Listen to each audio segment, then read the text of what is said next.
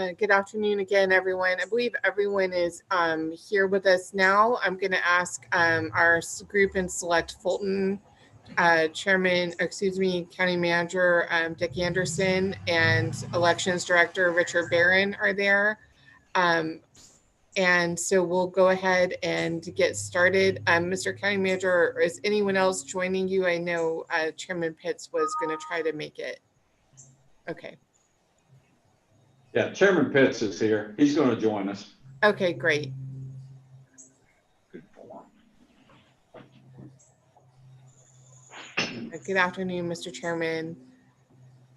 And so this afternoon we are joined by our Chairman Rob Pitts, our Director of Registration Elections, Mr. Barron, our County Manager, Dick Anderson, and Dr. Lynn Paxton, who is our District Health Director for the Fulton County Board of Health. We will give an update today about a number of cases of COVID-19 that have been identified, provide some facts and kind of some impact and response for those who are on this call. We will follow up with a statement, so you will have that information from us as well. With that, Mr. Chairman, would you like to get us started?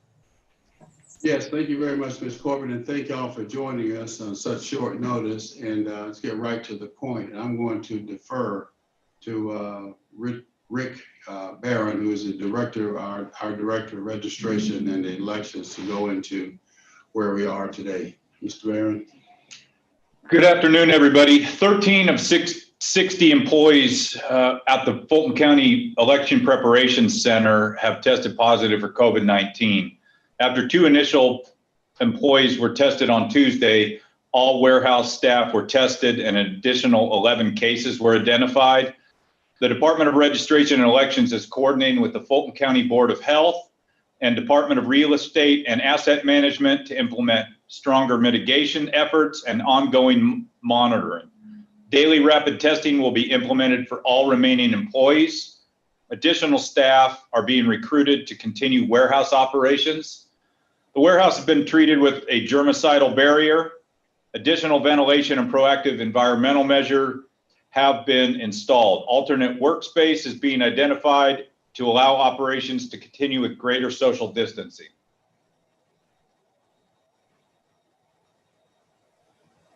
Thank you, Mr. Barron.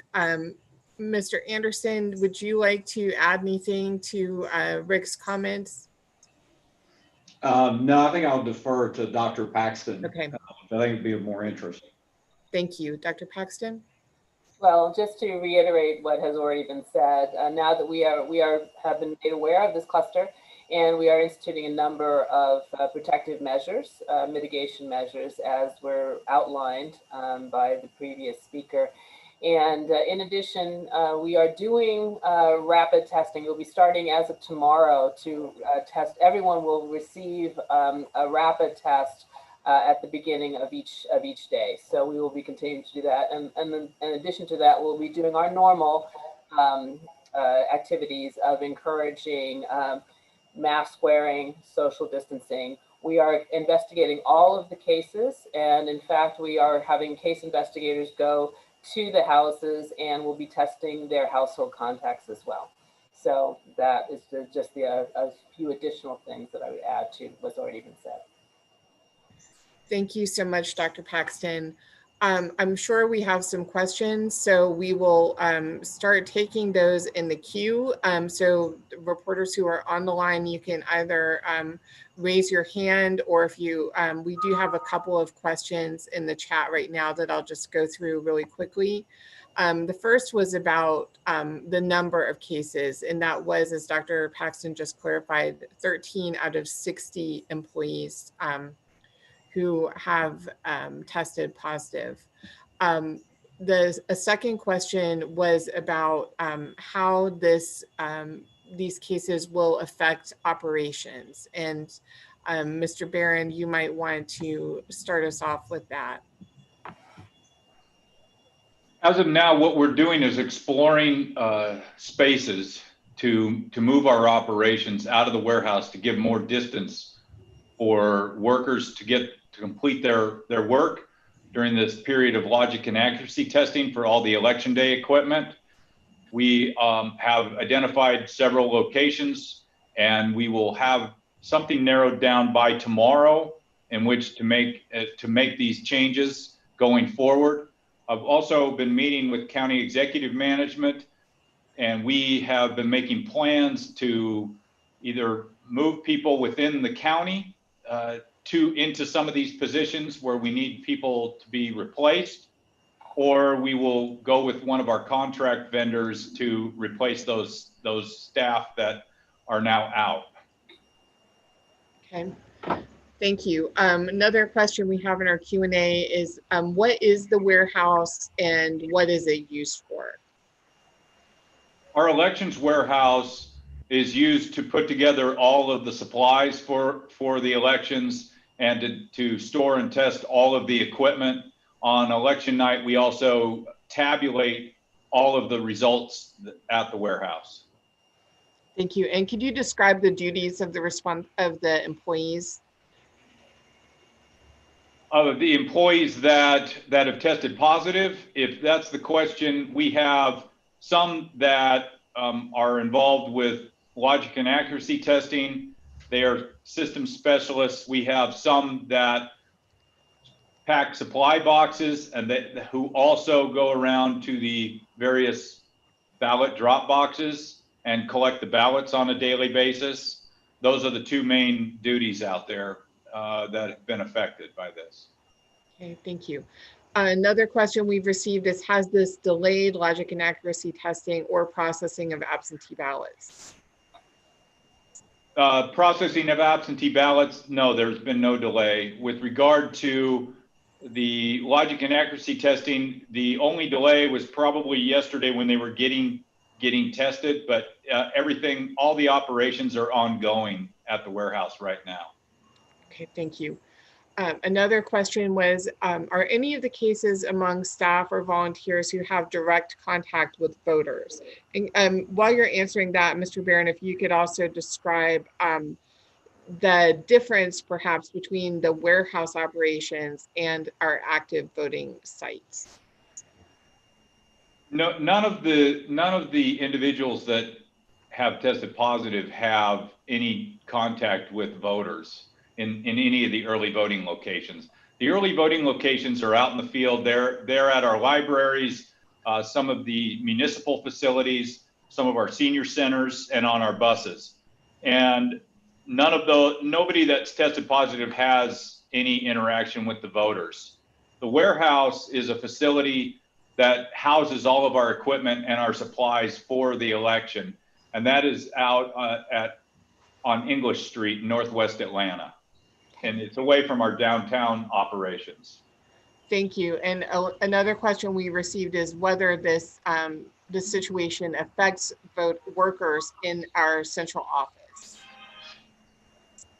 It hasn't affected the workers in our central office, no. Voter registration and the elections division and admin divisions are located downtown, and also both of our call centers, and those operations have been unaffected by this. Okay. Another question is about, and Tom, if I can unmute you in a second, was about, is this going to have an impact on early voting? No, this isn't going to have an impact on early voting. Okay. And can you also tell us about the conditions of the employees who have tested positive?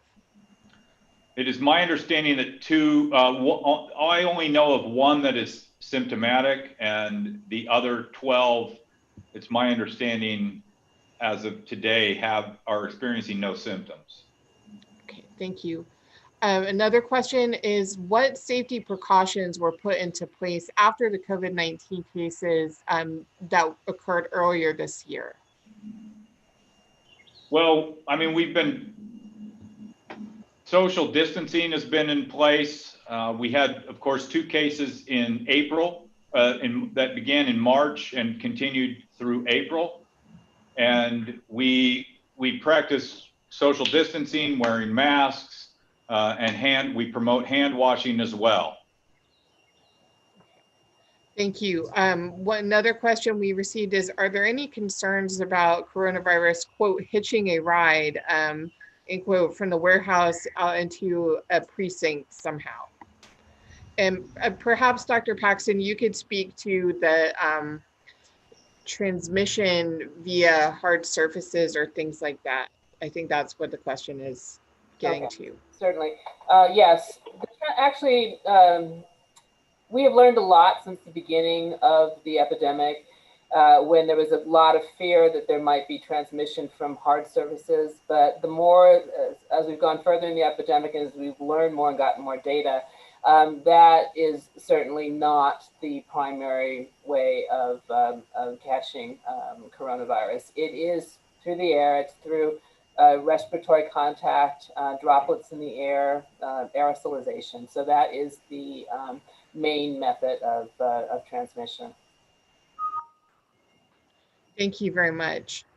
Another question we've received is about how did we become aware of these cases?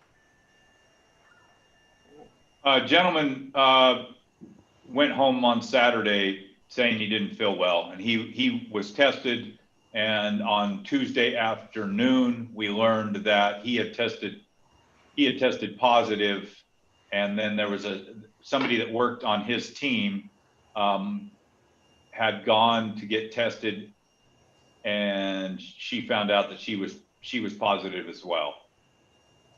That's when we got together with Dr. Paxton, and yesterday we had everyone in the warehouse tested out there, and we got the results back this morning. Thank you. Dr. Paxton, could you also speak to, you have shared with us the importance of mask wearing and the other precautionary measures. Is that something you could just perhaps use this as an opportunity to remind folks about that? I can never stress this enough. This is actually consistent with the warnings that we are trying to put out generally. We are moving into flu season. We're moving into colder weather and people going back inside. So it is not unexpected that we might start seeing rises in coronavirus infections. And so we are absolutely stressing that everyone needs to be wearing their mask. If they're in a position where they cannot socially distance, they should be wearing a mask. So they should all absolutely socially distance. They should absolutely wear their mask.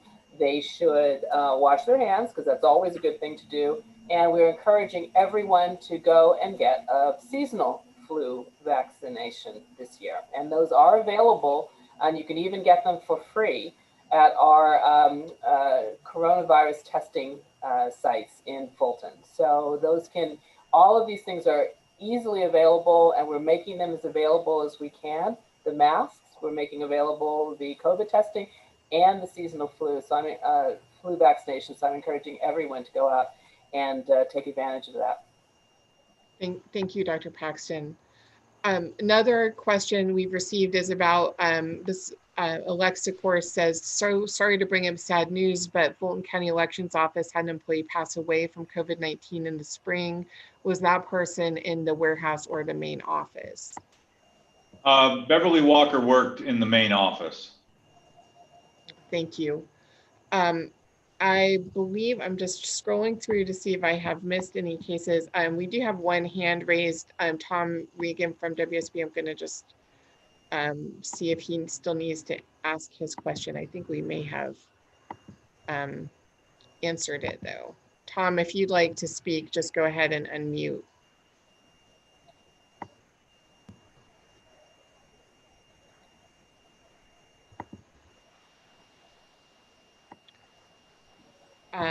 All right, well, I believe that we have, I'm gonna have a last call here for questions. Mr. Barron, would you like to speak in general to the safety measures we've taken in the polling places as well to, and Dr. Paxton, you mentioned earlier today, some of the important things for voters to remember if they are coming out to vote early.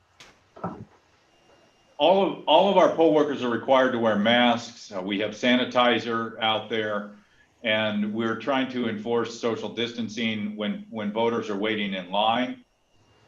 And we also have sneeze guards up in the polling places between the voters and the poll workers. Mm-hmm. Yeah, so, and I will just again emphasize, as I do endlessly, is that when people go out to vote, they need to just remember to maintain 6 feet of distance between themselves and the people who are with them in line, and to wear a mask. And to reiterate that these, we know that these precautions work. So if you adhere to them, we do not expect that there will be any issues arising from voting and from taking, and from taking advantage of early voting. So I encourage people to go out and vote, but take precautions, wear your mask and socially distance.